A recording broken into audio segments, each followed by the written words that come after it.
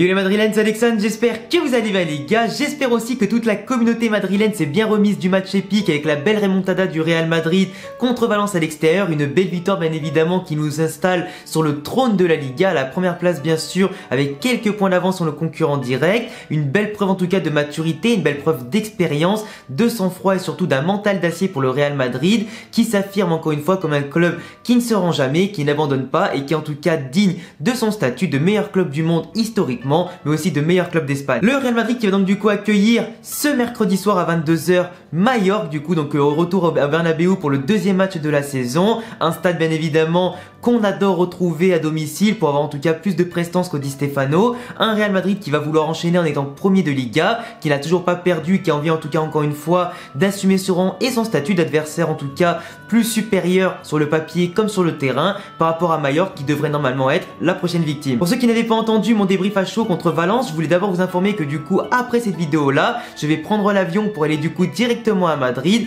pour tourner pas mal de vidéos et surtout assister au match directement dans les tribunes entre le Real et Mallorca. C'est une expérience que j'avais déjà vécue en 2016 avec le match entre Real Madrid et Séville, bien sûr en 2016 comme je l'ai dit, un match qu'on avait gagné 4-0 à l'époque avec le retour de Zizou et tout ça. J'espère avoir aussi droit cette fois-ci à une nouvelle belle victoire avec beaucoup de buts, beaucoup de spectacles, en espérant que le Real Madrid aujourd'hui fera quand même un petit peu tourner contre un adversaire à sa portée et prévoir bien sûr la grosse équipe surtout pour le match contre Villarreal le week-end prochain aussi à Bernabéu. Du coup j'ai vraiment trop hâte, tous les amis, que je compte faire quand même pas mal de vidéos là-bas pour aller interviewer les Madrilènes directement pour leur demander ce qu'ils pensent de certains joueurs, pour demander ce qu'ils pensent de l'équipe, leurs prévisions pourquoi pas et leurs pronostics sur la saison. Et je pourrais éventuellement aussi vous faire, si ça vous intéresse, une belle vidéo pour vous montrer comment on achète les billets pour un match du Real Madrid, les meilleurs plans surtout en termes de transport, d'hôtel, etc. Du coup si on explose les 1000 pouces bleus les amis, je vous fais tout ça et je vous sors ça dans la semaine ou la semaine prochaine. Et du coup bien sûr n'hésitez pas à vous abonner et cocher la cloche si vous kiffez le Real Madrid autant que moi et si bien évidemment vous ne voulez pas rater les vidéos sur l'actualité, les analyses des joueurs, entraîneurs, actualité du Real Madrid et surtout les avant-matchs et des briefs à chaud. Si vous aimez le Real Madrid, vous êtes au bon endroit. Pour la suite de l'avant-match bien évidemment qui nous intéresse, le Real Madrid leader de Liga accueille du coup Mallorca qui est actuellement une très belle surprise de ce début de saison. C'est une équipe en général ces dernières années qui a plutôt fait le yo-yo entre la première division et la deuxième division, qui, en étant aujourd'hui en Liga bien évidemment, veut essayer de s'assurer au maximum possible une place dans les prochaines années dans l'élite, une place aussi qui est pour l'instant pas assurée bien évidemment vu qu'on a joué que 5 matchs, mais qui les instaure déjà dans la première moitié de tableau, ce qui est quand même déjà plutôt une bonne nouvelle pour une équipe comme ça, qui a un budget un peu moins important que les autres équipes, qui n'a pas forcément un effectif 5 étoiles, 4 étoiles ou 3 étoiles par rapport à des joueurs d'expérience qui sont déjà de Mallorca, d'autres qui ont pu être recrutés avec les fins de contrat, avec un prix un peu dérisoire pour certains, et de l'autre côté des jeunes aussi qui poussent à la porte, qui veulent se montrer match après match auprès des plus grosses équipes et espérer pourquoi pas un jour avoir un meilleur contrat et un meilleur transfert. D'après le classement derrière moi, Mallorca est donc forcément 8ème de Liga aujourd'hui avec du coup 5 matchs joués au compteur, 2 victoires, 2 nuls et une seule défaite seulement pour 3 buts marqués et 3 buts encaissés. Du coup une équipe qui encaisse quand même moins d'un but par match avec notamment 2 buts encaissés d'un seul coup contre Bilbao pour leur seule défaite de la saison, ce qui montre quand même que sur les 4 autres matchs ils en ont pris qu'un seul. L'autre c'était pendant un match nul contre le Betis Séville 1-1 qui n'ont plus, tout comme Bilbao, pas une petite équipe, pas une moyenne équipe mais une des plus grosses équipes de Liga en tout cas, ce qui montre quand même que Mallorca aujourd'hui a une très belle défense, qu'ils ont une équipe avec un bloc défensif assez intéressant, qui coulisse très bien, qui assure parfaitement les transitions. J'ai pu voir quelques extraits de leur match rapidement, quelques résumés. C'est une équipe qui va très vite vers l'avant, qui aime des fois autant jouer la possession quand elle le peut que jouer les contres, avec des joueurs sur les côtés qui vont très vite, des attaquants en tout cas qui sont très bons, des jeunes joueurs aussi comme Kubo forcément qui peuvent parfaitement lancer les attaques et les contres, etc. Faire en tout cas les belles transitions et percer les lignes ballon pied ou avec une belle passe clé. C'est une équipe qui joue crânement sa chance, qui en tout cas, j'allais dire, un petit peu décomplexé, qui osera en tout cas jouer sa chance, que ce soit contre les équipes de bas, de milieu ou de haut tableau. C'est une équipe qui, comme je le répète, avec un groupe assez jeune mais aussi mélangé avec des joueurs d'expérience, qui n'a absolument rien à perdre. Ils savent qu'ils ne vont pas remporter forcément de titre, en tout cas pas dans les prochaines années,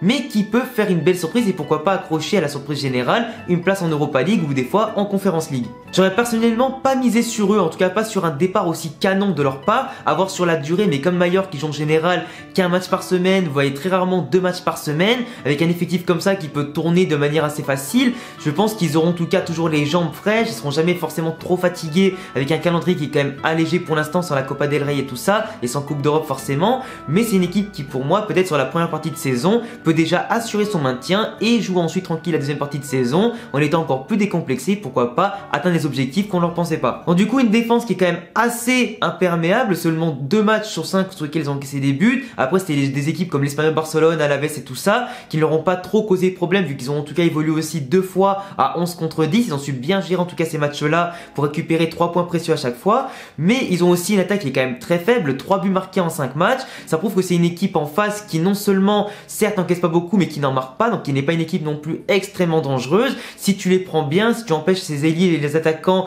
de bien se situer dans l'espace, de bien prendre la profondeur, etc. Si tu coupes aussi parfaitement les lignes de passe et si tout simplement tu monopolises le ballon, que tu vas au contact, que tu les bloques et que tu marques très rapidement, parce que c'est ça aussi le problème de Mallorca, c'est que c'est une équipe qui quand ils prennent un but assez rapide, ils ont après du mal un petit peu à gérer leurs émotions, ils ont du mal à gérer avec l'expérience aussi ce genre de rencontre, ils ont du mal à remonter vu qu'ils ont une très faible attaque et un bloc qui est en général passé trop bas sur le terrain, donc ils ont du mal aussi à coulisser après parfaitement une fois qu'ils sont menés. Donc si jamais tu arrives à marquer le premier but du match et que tu continues d'avoir la possession, d'avoir le monopole du ballon et forcément que tu fais jouer ton bloc plus haut que le leur et du coup tu les pousses à reculer, etc., bah tu vas avoir une équipe qui va simplement leur mettre la pression. Si tu vas dur sur l'homme aussi, que ce soit au pressing ou au contre-pressing, tu peux les asphyxier, tu peux les tuer avec un niveau qu'on a aujourd'hui, avec Vinicius qui est en confiance, Rodrigo qui fait de très belles entrées, qui est en confiance, Benzema qui est meilleur buteur pour l'instant, avec du coup un nombre de passes décisives aussi intéressante qui le met au summum aujourd'hui de la Liga et quasiment d'Europe derrière Haaland et Lewandowski.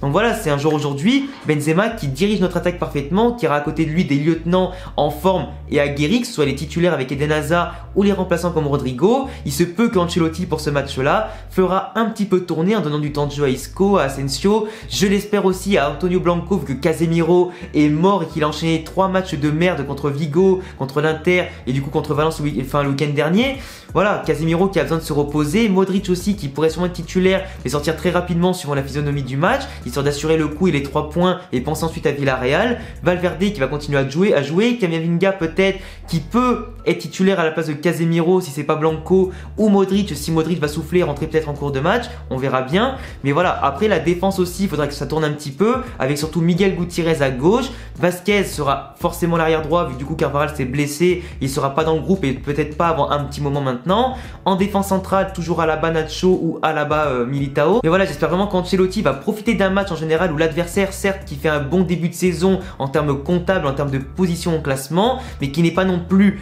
ultra dangereux offensivement, qui peut potentiellement prendre l'eau contre nous défensivement. On est en tout cas bien supérieur sur le papier, dans le jeu produit et tout ça. Donc si on montre une intensité, un sérieux et surtout que nos joueurs aussi montrent qu'ils sont en confiance et que autant les remplaçants que les titulaires font leur job, normalement ce match-là, avant la mi-temps, il devrait être quasiment plié avec au moins 2 buts d'écart si on est en tout cas humble et efficace, et pour derrière ensuite continuer à faire pourquoi pas quelques rotations et préparer surtout le gros match de la saison, du mois de la semaine contre Villarreal pour qu'on puisse enchaîner en tout cas contre les grosses équipes. A voir aussi bien sûr si Eden Hazard avec des minutes contre Mallorca et aussi des minutes contre Villarreal sans se blesser puisse en tout cas continuer sur la lancée qu'il a montré ces derniers temps en osant des gestes que de base il ne faisait plus à cause de ses anciennes blessures. S'il ose en tout cas dribbler, tirer, faire des passes bien combinées, si son entente avec Benzema s'améliore de plus en plus et aussi avec Vinicius. Ce sera aussi intéressant pour moi de voir au Bernabéu comment Miguel Gutiérrez, comment potentiellement des Antonio Blanco, des Camavinga, des Rodrigo peut en tout cas soutenir la pression du Real Madrid quand tu joues à domicile en étant titulaire et non pas remplaçant cette saison. Certes, Rodrigo, j'ai pris son exemple parce que lui, bon, il joue pas trop en ce moment, il fait surtout des sorties de banc et il avait déjà joué des matchs titulaires au Real Madrid avant, bien évidemment, depuis son arrivée, c'est assez logique, mais ce serait quand même intéressant de le voir dans le contexte actuel de l'équipe, dans sa belle lancée, pour voir s'il peut être aussi efficace titulaire que remplaçant. Tout comme Camavinga qui pour l'instant fait de très belles entrées, qui apporte beaucoup de grinta, d'engagement, de gestes techniques intéressants, des passes D, des buts. À voir maintenant en étant titulaire contre Mallorca, un adversaire quand même à sa portée aussi. S'il peut faire encore mieux sur 90 minutes, ça pourrait être exceptionnel, surtout que je pense qu'il a largement le physique et surtout le côté humble et la confiance en lui pour jouer titulaire au Real Madrid. Du moins en l'absence de Kroos, de Modric qui pourrait se reposer, etc. Kroos d'ailleurs, j'ai pas fait de remarque sur lui contre Valence, mais ça se voit quand même quand il est pas là, qu'il manque énormément d'un joueur comme Toni Kroos aujourd'hui, qui se remet encore de sa pubalgie, qui va sûrement revenir d'ici un mois grand maximum, le temps qu'il en tout cas ne prenne pas de risque pour une rechute. C'est vrai qu'il manque beaucoup un joueur comme ça qui temporise, qui accélère le jeu, qui le ralentit quand il faut, qui permet d'avoir les temps forts, les temps faibles, de bien se placer, de bien en tout cas faire les bonnes transversales pour aérer le jeu, etc. Parce qu'aujourd'hui Modric, il peut pas tout le temps le faire, il est en tout cas pas le monopole du jeu sur 70 minutes, en tout cas parce que forcément le jeu va à droite, à gauche, etc. Modric il joue très offensif, Kroos a un jeu beaucoup plus reculé par rapport à Modric, et du coup il est plus à même avec sa vision du jeu globalement depuis l'arrière de réguler tout ça. Et moi ça se voit en tout cas que quand Kroos est pas là, que Casemiro a beaucoup plus de mal à lire le jeu, à se placer, à intervenir, et encore plus quand il accumule la fatigue, c'est compliqué. Du coup même si Valverde court pour 4 comme un peu Casemiro de base, bah forcément ça manque d'un technicien qui vient un petit peu réguler le jeu sans qu'on doive toujours toucher à la défense, sans qu'on doive toujours jouer à fond que en attaque, tu vois, et c'est un petit peu compliqué sans Kroos, mais j'espère en tout cas qu'il reviendra à très bon niveau. Sinon pour l'instant j'espère aussi que Ancelotti durant la semaine aura eu le temps de bosser un petit peu plus la défense, que ce soit le positionnement de Nacho ou Gutiérrez pour les arrières gauche, positionnement de Alaba et Militao pour l'arrière central, et qui va aussi reprendre un petit peu Vasquez au niveau tactique, etc. pour qu'arrière droit il ne fasse pas de boulettes comme contre Levante et encore contre Valence qui aurait pu nous coûter cher. Sinon voilà, moi je pense que pour donner mon petit pronostic, je pense qu'on va remporter ce match au moins, je dis bien au moins 3-0, même si j'espère qu'on prendra bien sûr pas de but, donc 3-0 ou 3-1, mais je parierais quand même sur un clean sheet vu la faible attaque de Majorque, en espérant bien sûr que nos joueurs aujourd'hui seront concentrés en défense pour ne pas nous mettre dans la merde contre une équipe largement à notre portée, surtout qu'en plus je me déplace au stade, donc c'est forcément pour voir des buts, du spectacle et une régalade, le Real Madrid comme j'aimais les appeler quand ils jouent bien, et pas forcément pour me chier dessus pendant 90 minutes, même si niveau émotion et intensité, on sait quand même pas mal d'avoir un même scénario que pour Valence, on signe tout de suite. Donc essayons de gagner de la confiance en jouant notre jeu, en mettant de l'intensité, en se donnant de la confiance aussi aux remplaçants. Si Asensio joue, je serais extrêmement content de le voir jouer en tout cas. Il n'a pas eu beaucoup d'opportunités depuis le début de saison, donc pourquoi pas le mettre en confiance dans un match à sa portée pour qu'il puisse se revendiquer un petit peu. Des joueurs comme ça en tout cas, j'espère que Vinicius et Benzema iront jusqu'au bout en tout cas. Pour l'instant, ils sont leaders du classement des buteurs et j'espère que ça va continuer comme ça pour qu'on ait enfin, depuis le départ de Ronaldo, un meilleur buteur qui vient du Real Madrid, ce serait bien. Donc voilà, 3-0, 3-1, ce sera mon pronostic avec des buts de Benzema, Vinicius et pourquoi pas un remplaçant habituel comme Isco, Asensio, éventuellement pourquoi pas Camavinga encore, ce serait plutôt intéressant, ou Rodrigo. Mais voilà, en tout cas je vous laisserai me donner les amis en commentaire tous vos avis sur l'introduction, ce que je vous ai demandé en introduction, si vous êtes chaud ou pas pour des vidéos spécifiques par rapport aux interviews à Madrid, par rapport aussi au fait que je vous explique comment on fait pour avoir le meilleur plan possible pour aller voir un match à Madrid. Donnez-moi aussi vos impressions sur mon analyse, mon avis, l'avant-match, etc. Vos pronostics, j'attends tout ça dans les commentaires. Je vous laisse également vous abonner, cocher la cloche si vous me soutenez, que vous kiffez le Real Madrid, mes analyses et mes vidéos dessus. Je vous laisse également me rejoindre sur tous les réseaux qui s'affichent ici, Insta, Twitter et Twitch, et tous les liens en description. A bientôt les Madrilènes pour prochaine vidéo. À la Madrid, Inadaman.